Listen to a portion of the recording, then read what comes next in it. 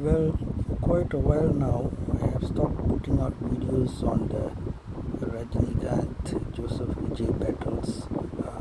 I think mostly I wrap it up by 2025, and not even 3 months into 2026, it seems that the Cold War is becoming hot again, and this might be one of the stronger battles in Bollywood over the many years. We all know how it started, right? The spark was triggered when the event where Vijay went and Sarath Kumar decided to declare that Vijay is the next superstar, and Vijay was quietly enjoying it. Did not bother to say that obviously there's a big superstar and he's my idol.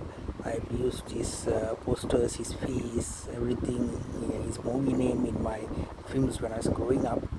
I used Rajini as a stepping stone, just like how I used Vijaykanth in the beginning, all due to the help of my father. I'm a Nepo kid, so my director father, who I later brought to court, he supported me a lot in the beginning.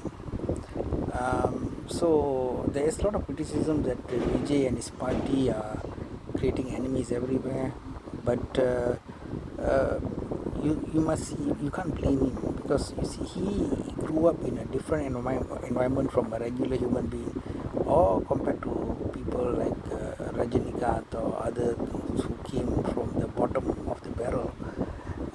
He when he was growing up, his father was already a top director in Hollywood and was influential and had contacts with various politicians and so on. So he was definitely a privileged lifestyle, right? So whatever he wants, he can get. And at a very young age, he decided to go into cinema. And to his how to say, he had positive virtues like having self-discipline and focus, and so he was able to be consistent. Right, he was not like a great or legendary star. He was a manufactured star. How do you manufacture a star? You keep bringing out movies although the previous movies fail, right? If some random person tries to succeed in the film industry, let's take the young hero Bharat, right? A few films didn't do well and then he's gone, right?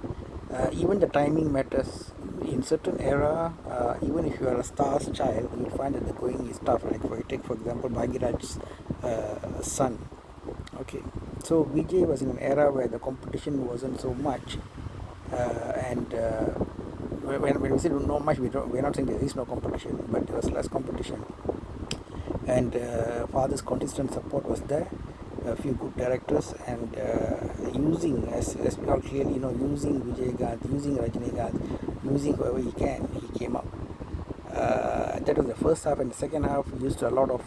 They learned through experience that controversy is free marketing and controversy sells. So you can see that every other Vijay movie will have some kind of political controversy or the other. If you see the other stars, it's very rare.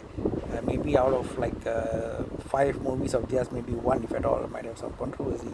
But for Vijay, every other movie is a controversy, and controversy creates free publicity, creates curiosity, and the public ran to watch them, right?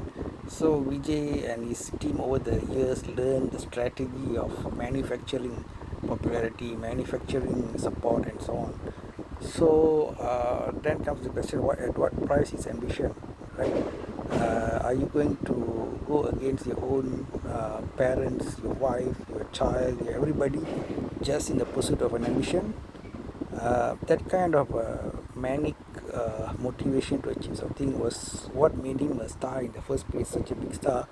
So we can't blame him for having or following a similar habit in politics as well. And one reason to go into politics, obviously, age is catching up, and the knees and the ankles, however much one dances, it will get tired. So now for the resurgence of his battle with Rajinikanth, it seems very clumsy and very unnecessary, right? Because once Vijay did not acknowledge superstars as being Rajinikanth in that South Kumar event, and Rajini mentioned a story about a crow and an eagle, okay, which might or might not have been intended. towards Vijay. Rajini is human after all, although he does a lot of meditation, goes to Himalayas and all that. He has controlled his anger so much compared to the 80s, but still he's a human being. So Vijay decided to do some funny moves on stage in his subsequent film audio launch to sort of get back at Rajini. But I think Rajini did try to tone it down on subsequent stage speeches. He did wish Vijay well in his journey as a politician, and he says that he doesn't want people to rile up any kind of misunderstanding that might exist between him and Vijay. So Rajini did try to pull the temperature down, but I think Vijay and his fans have been consistently poking at the beehive, the nest of the bee, and so due to their consistent efforts, they might have successfully what they might call in Tamil woken up the sleeping lion or whatever it is. And so, as we saw, Rajini was making a lot of effort in the cinema direction while Vijay was pursuing politics, rather clumsily, one might add. Rajini was working on his Jailer 2, was working on his project number 173 with director CBE. He was doing all this Kamal Hassan project and all. But suddenly, Rajini, who walked away from politics, somebody keeps throwing stones at him. Remember in Jailer Part 1 how the rowdies keep throwing stones at him, unless Rajini uses it and say ஒரு கட்டத்துக்கு அப்புறம் பேச்சில்லை வீச்சு, which means that after a certain period I don't talk, I just take action. You must remember sometimes what you see in the heroes in films is not what they are in real life, but sometimes it is what they are in real life. You must remember that also the aura does carry over. So if Vijay keeps poking the beehive, the unexpected might just happen. I mean, nobody would expect Rajini to come into politics, right? Because he already said no, number one, and number two, his health, his age, so many factors, and he's also will be attacked as a non-Tamilian.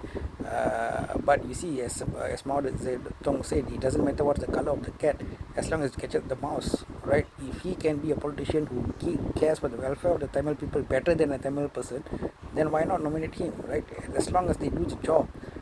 So by continuously triggering Rajini, Vijay might end up with Rajini entering politics ultimately.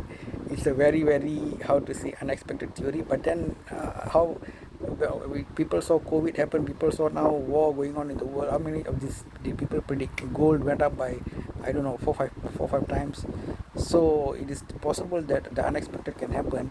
And by this persistent poking of Rajini by Vijay and his group, in this case Adav Arjuna, who says that Rajini was trembling before DMK, he might have just made Rajini so upset that he might indirectly, more likely maybe indirectly, because Rajini already said the word, time does not speak, but it will give answers with the passage of time itself. Something like this in his letter to thank those who defended him. So it seems very peculiar that Vijay and his group are behaving so carelessly. Maybe Vijay is confident of going back to cinema if things in politics doesn't work out. He has so much money anyway, big bungalows, Rolls Royce, mistress, everything you can think of Vijay has. So he need not worry. And another good thing Vijay did is enter politics at a young age, so he has all the time in the world to slowly repair, fix things and move forward.